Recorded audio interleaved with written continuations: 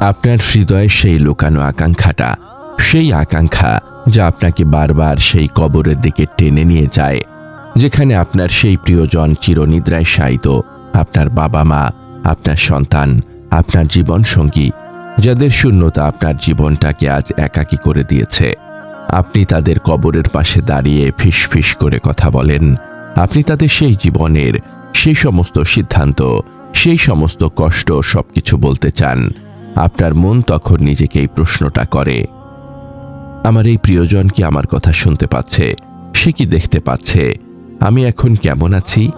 আমি তার জন্য কি করতে পারি? এই যে আপনার অন্তরের সেই তীব্র কষ্ট, সেই অস্থিরতা, আপনি কি সেই আধ্যাত্মিক সত্যটা জানতে প্রস্তুত যে আপনাকে বলবে মৃত ব্যক্তির সেই জীবনটা আমাদের এই দুনিয়ার জীবনের মতো নয়?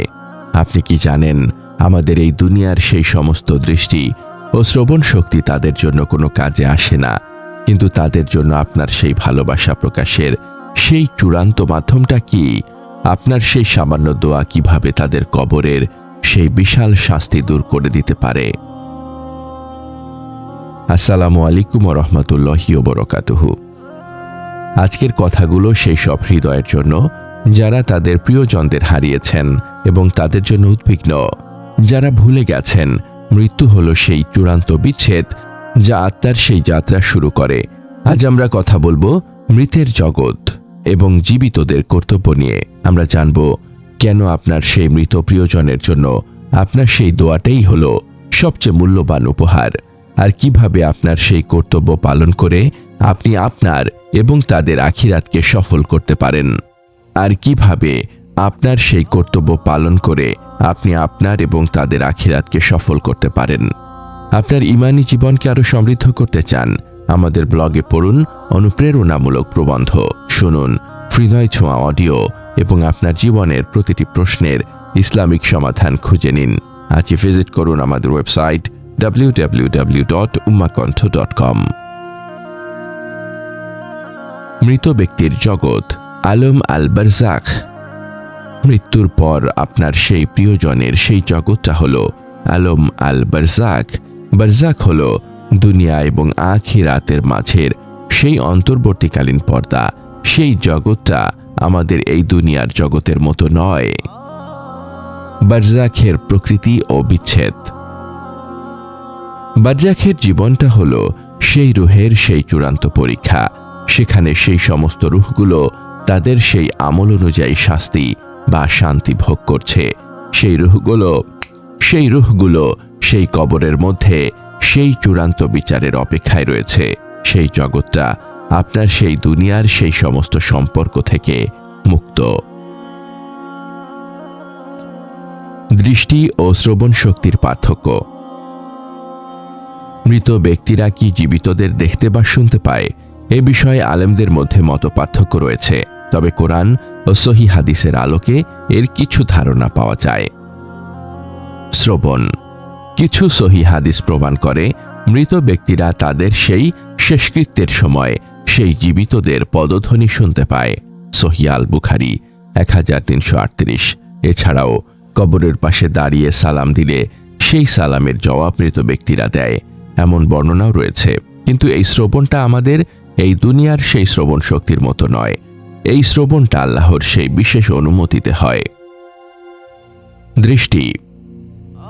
মৃত ব্যক্তির সেই জীবিতদের সেইভাবে দেখতে পায় না যেভাবে আমরা দেখি। তাদের সেই দৃষ্টিটা হলো তাদের সেই বারজাখের সেই জগৎ। তারা সেই দুনিয়ার সেই সমস্ত ঘটনা নিয়ে সেই মুহূর্তে কোনো উদ্বেগ প্রকাশ করে না। মৃত ব্যক্তির প্রকৃত উদ্বেগ। সেই মৃত ব্যক্তির প্রধান উদ্বেগ হলো তার সেই রবের পরীক্ষা। সেই মুহূর্তে তাদের সেই দুনিয়ার সেই সমস্ত খবর কোনো কাজে আসে না। তাদের সেই প্রয়োজনটা হলো জীবিতদের সেই দোয়া এবং ইসালে সওয়াব। জীবিতদের কর্তব্য, মৃতের জন্য আমলের ধারাবাহিকতা। আপনার সেই মৃত প্রিয়জনের জন্য আপনার সেই চূড়ান্ত ভালোবাসার প্রকাশ হলো আপনার সেই আমলগুলো যা তাদের কবরে শান্তি নিয়ে আসবে এবং তাদের আমল নামায় সওয়াব যোগ করবে। সাদাকায়ে জারিয়া, অবিচ্ছিন্ন দান। মৃত ব্যক্তির জন্য আপনার সেই সাদাকায়ে জারিয়া হলো সবচেয়ে মূল্যবান উপহার। রাসূল করিম সাল্লাল্লাহু আলাইহি ওয়াসাল্লাম বলেছেন, যখন মানুষ মারা যায় তখন তার আমল বন্ধ হয়ে যায় তিনটি ব্যতীত: সাদাকায়ে জারিয়া, উপকারী জ্ঞান এবং নেক সন্তান যে তার জন্য দোয়া করে। সহিহ মুসলিম 4310। আপনার সেই সাদাকায়ে জারিয়া যেমন মসজিদ নির্মাণ, মাদ্রাসা নির্মাণ, পানির ব্যবস্থা আপনার সেই প্রিয়জনের আমল নামায় সওয়াব যোগ করতে থাকবে। দোয়া সবচেয়ে বড় উপকার ও মুক্তির সনদ। আপনার সেই মৃত প্রিয়জনের জন্য আপনার সেই দোয়া হলো সবচেয়ে বড় উপহার। আপনি তাদের জন্য সেই গুনাহের জন্য আল্লাহর কাছে ক্ষমা চান এবং তাদের সেই জান্নাতুল ফিরদাউসের জন্য দোয়া করুন। আপনি সেই দোয়া করুন, হে আল্লাহ, তাকে ক্ষমা করো, তাকে দয়া করো, তাকে নিরাপত্তা দাও, তাকে মাফ করে দাও। সহিহ মুসলিম 963। ঋণ ও আমানত পরিশোধ। যদি আপনার সেই মৃত প্রিয়জনের কোনো ঋণ বা মানুষের কোনো হক বাকি থাকে, তবে আপনার কর্তব্য হলো সেই ঋণ পরিশোধ করা। ঋণ হলো মৃত ব্যক্তির সেই মুক্তি। রাসূল সাল্লাল্লাহু আলাইহি ওয়াসাল্লাম বলেছেন, মুমিনের রূহ তার ঋণের কারণে ঝুলে থাকে যতক্ষণ না তা পরিশোধ করা হয়। সুনানে তিরমিজি 1078। কাজা পূরণ, অসম্পূর্ণ ইবাদত। যদি আপনার সেই মৃত প্রিয়জনের কোনো কাজা রোজা বাকি থাকে, তবে আপনি তাদের পক্ষ থেকে সেই রোজা রাখতে পারেন।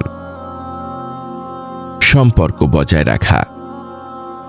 আপনার সেই মৃত প্রিয়জনের বন্ধু বান্ধব এবং আত্মীয় স্বজনের সাথে সম্পর্ক বজায় রাখুন। সেই উত্তম ব্যবহার আপনার সেই প্রিয়জনের জন্য সওয়াব নিয়ে আসবে। সান্ত্বনা, আল্লাহর ফয়সালায় সন্তুষ্টি। আপনার সেই প্রিয়জনের মৃত্যু আপনার জন্য এক কঠিন পরীক্ষা। সেই পরীক্ষার মধ্যে আপনার সেই চূড়ান্ত সান্ত্বনা হলো আল্লাহর ফয়সালায় সন্তুষ্ট থাকা। সবর ও রিদা। আপনার সেই প্রিয়জনের মৃত্যু আপনার সেই কষ্টের কারণ, কিন্তু আপনি সেই কষ্টকে আল্লাহর জন্য সবর করুন। আপনার সেই সবরই আপনার জন্য জান্নাতের সেই উচ্চ মর্যাদা নিয়ে আসবে। ইন্না লিল্লাহ, চূড়ান্ত আশ্রয়। সেই কষ্টের মুহূর্তে আপনার মুখ দিয়ে সেই বাক্যটা বেরিয়ে আসুক, নিশ্চয়ই আমরা আল্লাহর জন্য এবং নিশ্চয়ই আমরা তারই দিকে প্রত্যাবর্তনকারী। এই বাক্যটা আপনার হৃদয়কে শান্তি দেবে। পুনর্মিলনের আশা। যদি আপনার সেই প্রিয়জন এবং আপনি নেক আমলকারী হন, তবে সেই জান্নাতে আপনারা আবার একত্রিত হবেন। আপনার সেই চূড়ান্ত আশা হলো সেই পুনর্মিলন। হে আমার ভাই, আমার বোন, আপনার সেই মৃত প্রিয়জন সেই বারজাখের জগতে সেই শান্তির জন্য অপেক্ষারত। আপনি আপনার সেই জীবনের সেই আমলগুলো দিয়ে তাদের সেই শান্তিতে সাহায্য করুন। আপনার সেই দোয়া আপনার সেই ভালোবাসার সেই চূড়ান্ত প্রকাশ। হে আল্লাহ, হে আল হাইয়ু, হে আল কাদির, আমাদের সেই মৃত প্রিয়জনদের তুমি ক্ষমা করো, তাদের কবরকে তুমি জান্নাতের বাগিচা বানিয়ে দাও। আমাদের সেই শক্তি দাও যেন আমরা তাদের জন্য সাদাকায়ে জারিয়া করতে পারি। আমাদের এই মহৎ বার্তা ছড়িয়ে দিতে এবং ইসলামের আলোকে প্রতিটি হৃদয়ে পৌঁছে দিতে অনুগ্রহ করে চ্যানেলটি সাবস্ক্রাইব করুন এবং বেল আইকনটি প্রেস করুন। আমাদের ফেসবুক পেজ ফলো করে উমা কণ্ঠ পরিবারের একজন সদস্য হয়ে যান। আর আমাদের ইসলামিক ব্লগ ও রিসোর্স পেতে ভিজিট করুন আমাদের ওয়েবসাইট www.umakontho.com।